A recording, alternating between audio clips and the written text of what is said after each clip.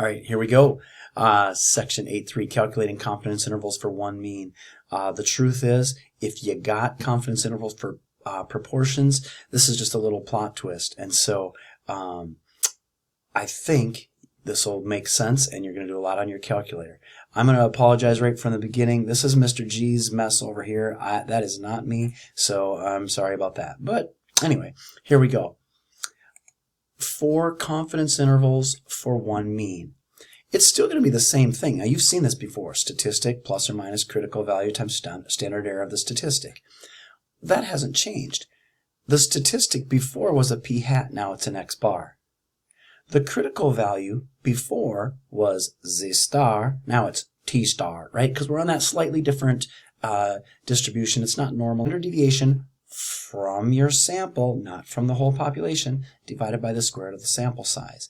If you know this template, you're in pretty good shape, because what's going to happen, you're going to go out, you're going to take one sample, you're going to come back with an x bar, average ACT score, whatever. From that, we'd like to write an article in the Sentinel that says, I am 95% confident that the average ACT score at Fairmont High School is between here and here, just based on that one sample. That's the premise.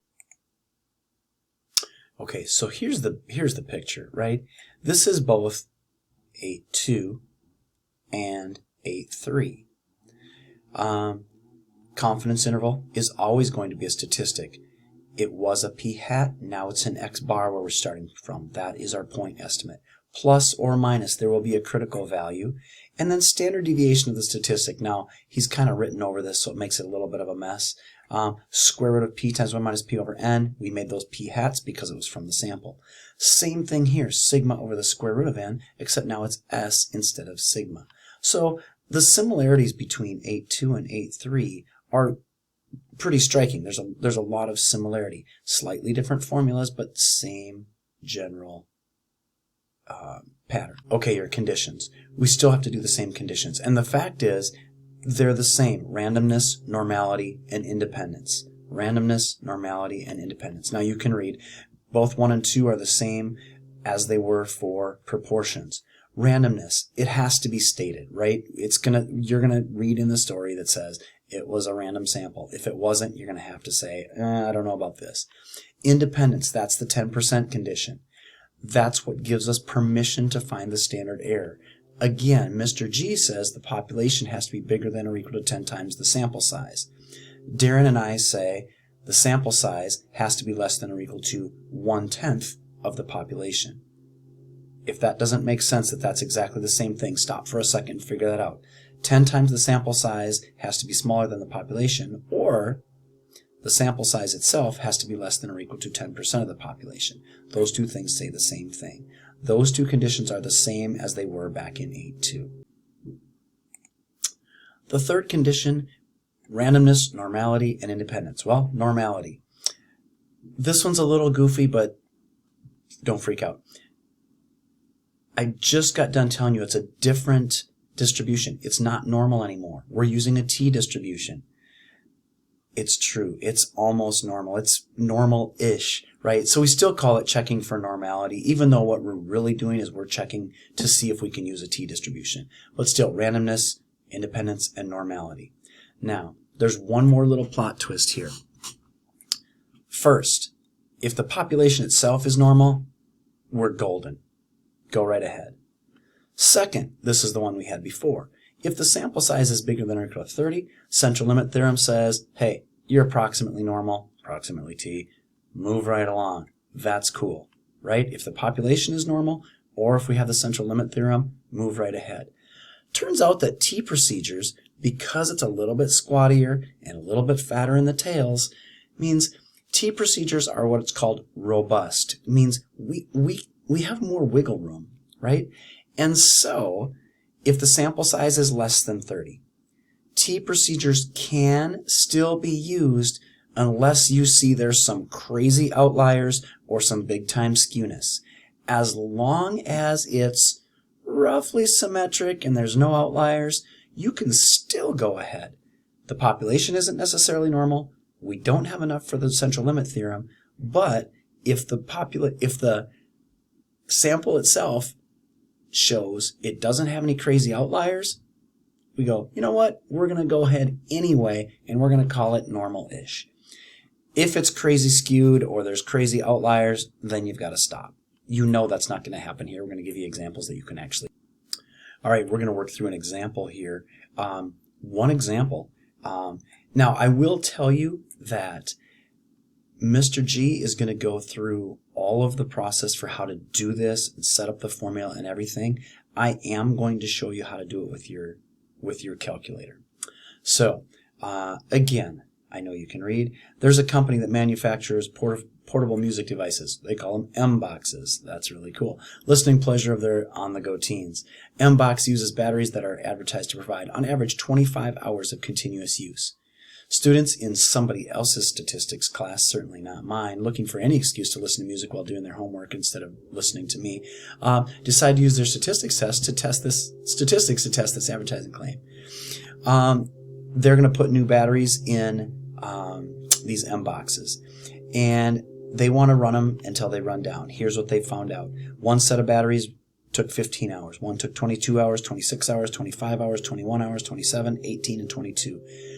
This is one sample of 8 sets of batteries, right?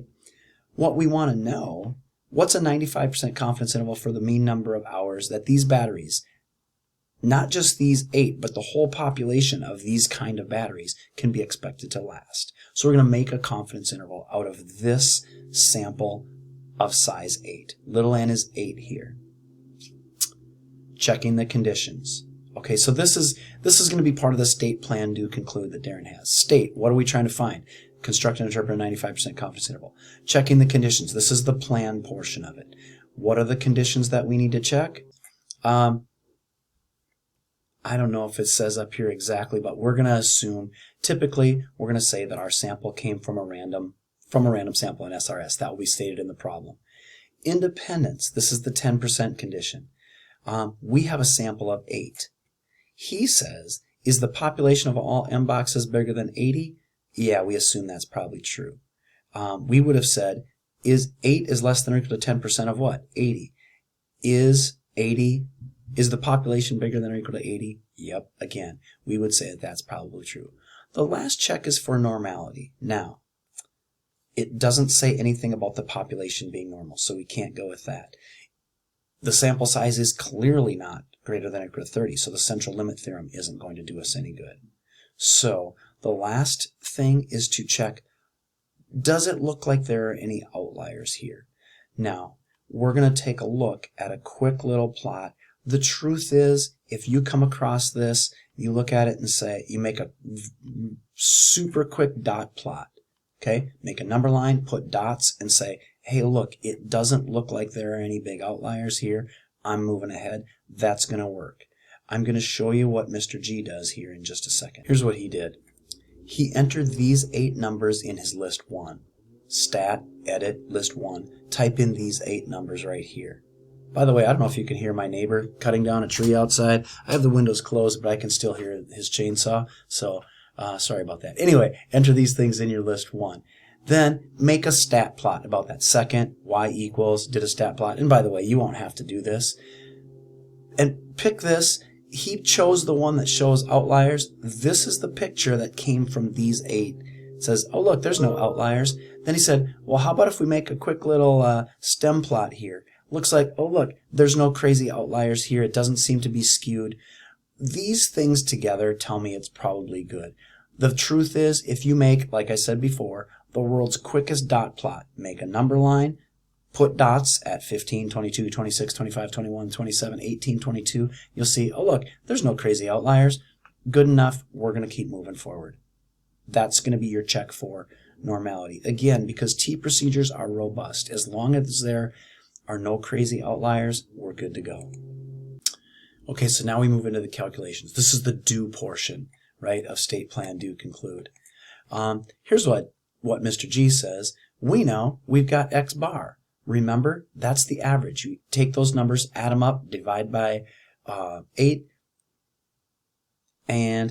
But what he's reminding you here, those things were in your list 1. So if you did, your one variable stats with list 1, it would tell you what X bar was. It would tell you what S was. You also know that N is 8. You'd have almost all the data that you need to make this confidence interval. The only thing we wouldn't have is T star, that critical value for 95% with 7 degrees of freedom, because we had a sample size of 8. What is T star? And he'll come back and do that in just a second. X bar, S, and N are all known if we do these. I'm telling you right now, don't even bother worrying about that, because I've got a shortcut that's even better than this, right? But he's showing you how you can fill in these numbers. 22 is the average. 4.071 is the standard deviation from those 8. 8 is the sample size, square root of 8, which is whatever that would be. Right now, how would you find the critical T star for a 95% confidence interval with a T distribution with 7 degrees of freedom? Same as before. This is going to be an inverse T. There's 2.5% in this tail because there's 5% in the two tails total. If you want to find that T star, you're just going to do not an inverse norm, but an inverse T. Inverse T with 0.025, 2.5%. The other thing that you have to tell your calculator, and if you have StatWizards, it asks you for these things. It asks you, how many degrees of freedom are we working with here? Degrees of freedom, again, 1 less than the sample size.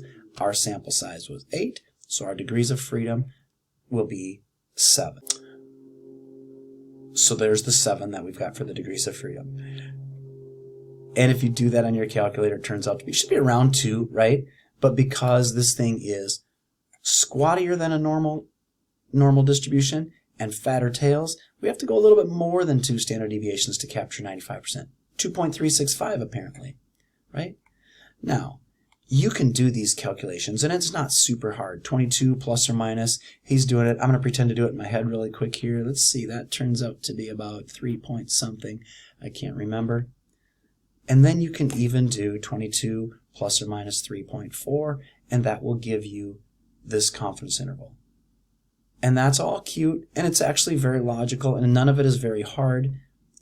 But I'm going to show you next how you can do all of that on your calculator. As soon as he gets it, remember these numbers, 18.6 up to about 25.4. Hold on to your hats. Here we go. All right, I'm back. Here's my calculator. Now, I took the liberty already. I went Stat, Edit, and I put those 8 numbers in my list 2. Now, I don't know why I didn't use list 1. I just want to show you something here, right?